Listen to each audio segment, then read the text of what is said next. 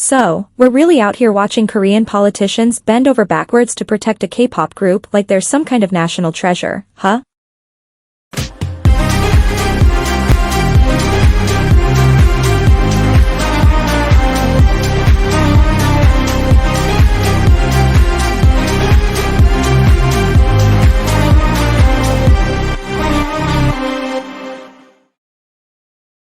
It hasn't even been 5 damn seconds, and already the buffoonery is at an all-time high. At this point, I have to laugh because how am I supposed to take this industry, or this fan base, seriously when y'all prove every day that absolutely no one has learned a single thing? What a tragic, embarrassing mess. But anyway, what's up, rosaries? Old and new, welcome back to another episode of me dragging this circus for the absolute nonsense it continues to produce. I hope y'all are mentally prepared, because I have plenty to say, and trust me, some of you aren't going to like it, but that's a you problem. Nah. I'm just kidding, and before the crybaby brigade rolls in, let me remind you, only weak-ass snowflakes start convulsing over opinions. I said what I said, now, let's get into it.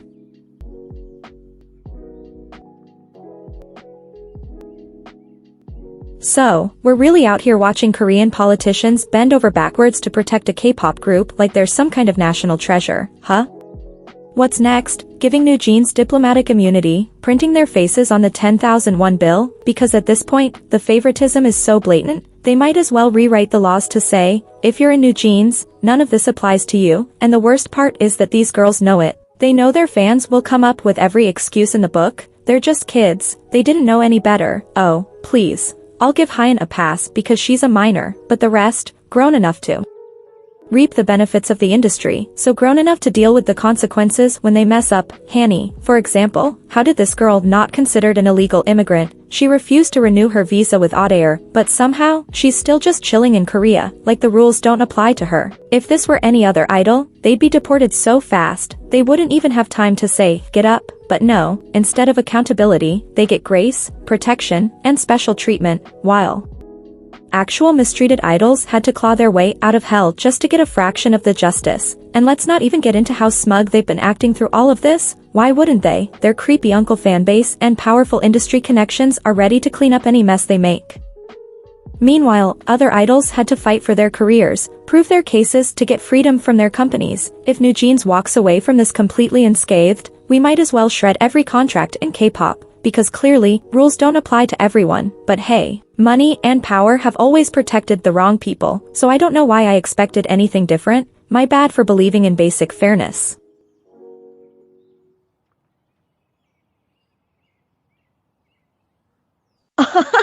Oh wow, another stunning, ethereal, unreal visual that looks exactly like the last 10 we just saw. Who could have guessed? At this point, K-pop beauty standards have turned idols into copy-paste templates. Same nose, same jawline, same lifeless glassy stare that screams, I haven't blinked naturally in 5 years. It's like someone hit Ctrl+C, Ctrl+V on an entire industry. Back in the day, idols actually had distinct faces. Now, half these groups look like AI-generated Sims, plastic surgery. Identical styling, and whatever new V-line obsession is trending have erased every ounce of individuality, and don't even try to tell me it's just beauty standards evolving. Nah. This is full-on factory production. These companies are out here molding faces like K-pop is a Build-A-Bear workshop. It's so bad that some idols are unrecognizable between pre-debut and debut. Like, sis, who are you? Where did your original face go? I'm not even mad at the idols themselves. It's the industry that's the problem. They've convinced everyone that only one face shape, one nose, and one eye size is acceptable, and now we're left with entire groups where everyone could be blood related. At this rate, I half expect new idols to come with barcodes on their necks, because honestly, they don't even look human anymore.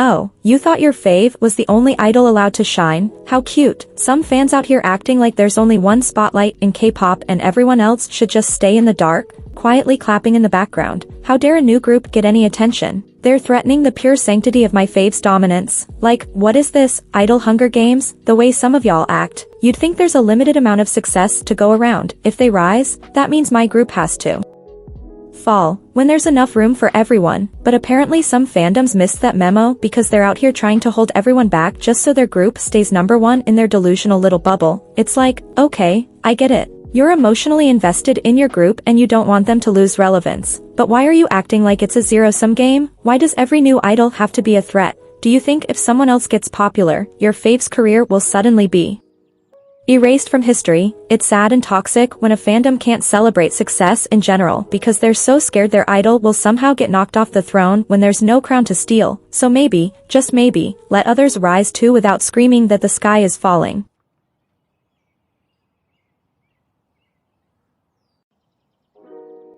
So the official camera work is supposed to showcase a perfect performance, huh? Yeah.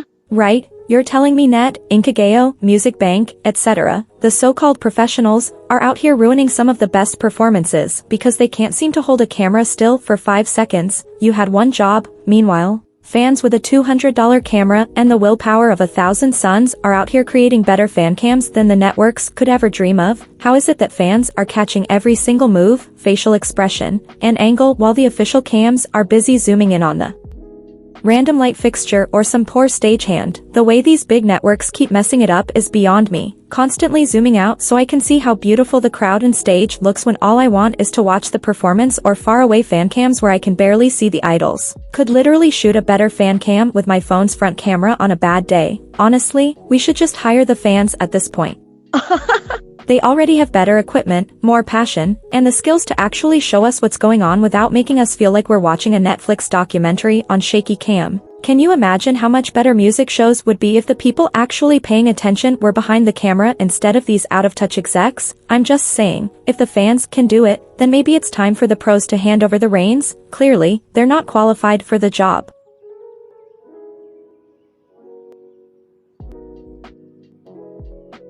Okay, lilies, it's time to face reality. We all have to admit that Lisa's singing is non-existent. Of course it will sound good in the studio with pitch correction and auto-tune, but she shouldn't have jumped to singing so quickly when her vocals are extremely weak. Sure, her singing is cute and all, but her real strength has always been in rap, and yet she insists on singing in every single song like she's auditioning for a vocal competition. I get it, she wants to sing, but it's pointless if she can't do it live. Her rapping is what made her stand out and is distinct, charismatic, and full of potential, but her singing is like ordering a 5-star steak and getting a microwaved hot dog. So why not master that one skill before jumping to the next? Why waste your energy singing when your rapping could be next level if you just focused on it? I mean, let's be real, every time she tries to sing live, it's like a game of, will it stay on key or will it sound like a cat in distress? Her new song with Doja Cat and Ray, that could have been a rap-heavy banger, but instead, it's got Lisa giving us her soft, breathy vocal moment that just doesn't land like it should. The song could have been iconic, but instead, it's a bit of a missed opportunity. And before the Black stands jump in, yes, I know rap is about rhythm and poetry, but if Lisa wants to make a lasting impact, she's gonna have to get her writing game up by hiring some really good ghostwriters.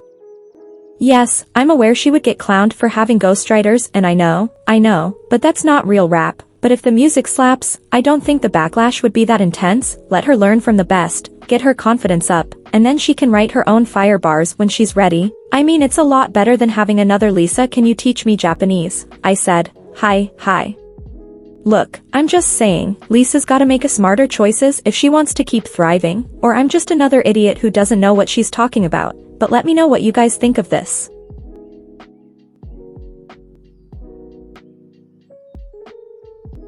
Asa and Rami are the backbone of this group, and it's honestly refreshing to see them get the recognition they deserve by some stans. Asa's rap delivery is clean, sharp, and has actual flow, no awkward pauses, no weird pacing, just pure skill. She makes every verse sound effortless, like she was born to be on stage. And Rami, that girl's vocals are so smooth and controlled. She could sing a grocery list and make it sound like an OST. She doesn't just hit notes, she feels them, and that's why every time she opens her mouth, it's a moment. What makes them stand out even more is how natural they are. Asa doesn't just rap, she commands attention with her presence, like she knows exactly how to make every line hit. Rami, on the other hand, has this elegant, effortless power in her voice that makes every performance feel special. It's like she was made to be on stage. They're not just potential anymore, they're proving themselves as top-tier performers in real time. If they keep this up, they could be the ones defining the group's overall sound and direction. I'm just excited to see how much further they can go, because at this rate, they might just steal the show completely.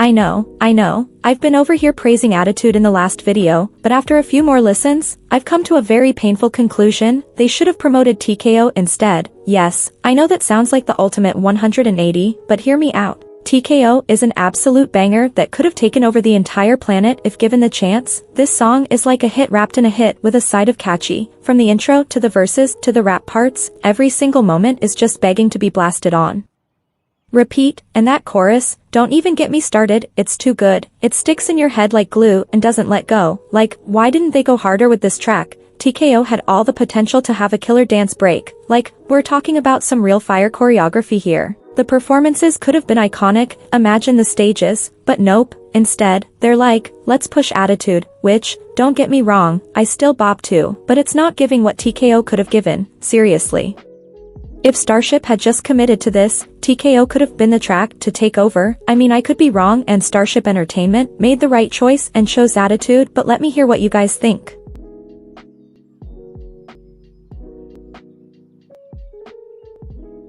At some point, some idols just stop improving, that's it, that's the reality. Not every performer is on a never-ending upward trajectory, and that's perfectly fine. Some idols peaked years ago, and their skills have pretty much stayed the same ever since. With vocals there's no real growth, same tone, same techniques, and rap, that same flow they debuted with is still working overtime. Dance, once sharp and powerful, now more like muscle memory than passion and songwriting. Not every self-produced track is a masterpiece. Sometimes, it's just a filler song with a fancy credit attached, and that's okay. Not everyone is going to level up forever. Sometimes, an idol hits a point where their foundation is solid, but the progress plateaus. That doesn't mean they're bad or untalented. It just means they've found their comfort zone. The problem is when people expect constant reinvention and innovation when, realistically, some idols just stick to what they know, and honestly, that's not the worst thing. Instead of acting like every new performance is a revolutionary moment, maybe it's time to just enjoy what these idols already bring to the table. Not everyone is going to be a legend in the making, and that's fine. Some artists grow, some stay the same, and some just focus on maintaining what works for them. As long as they're delivering performances that are good, that should be enough.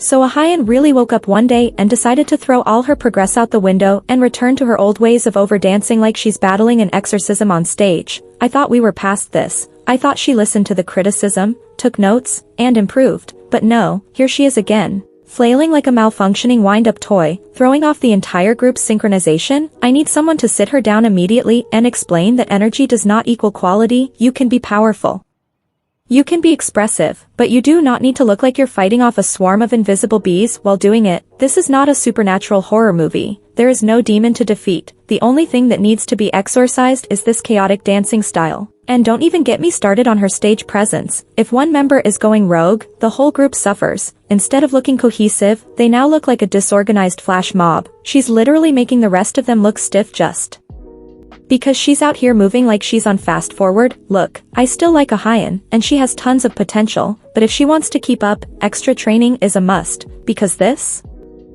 cannot continue. Otherwise, the only thing she'll be leading is a one-woman interpretive dance disaster.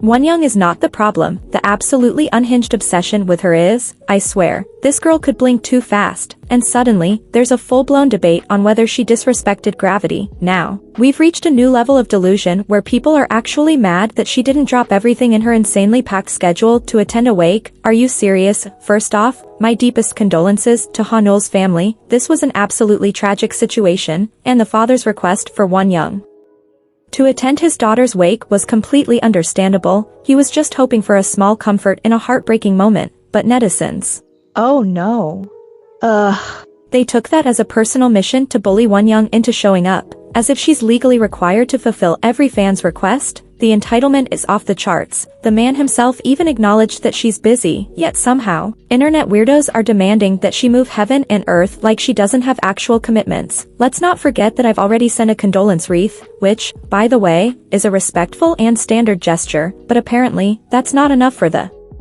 Outrage Brigade, who are foaming at the mouth because one young dared to continue existing without personally delivering a eulogy. It's time someone break it down for these miserable sheep. Being famous doesn't mean you owe strangers access to your life. Instead of harassing her, maybe redirect that energy into something useful, like touching grass.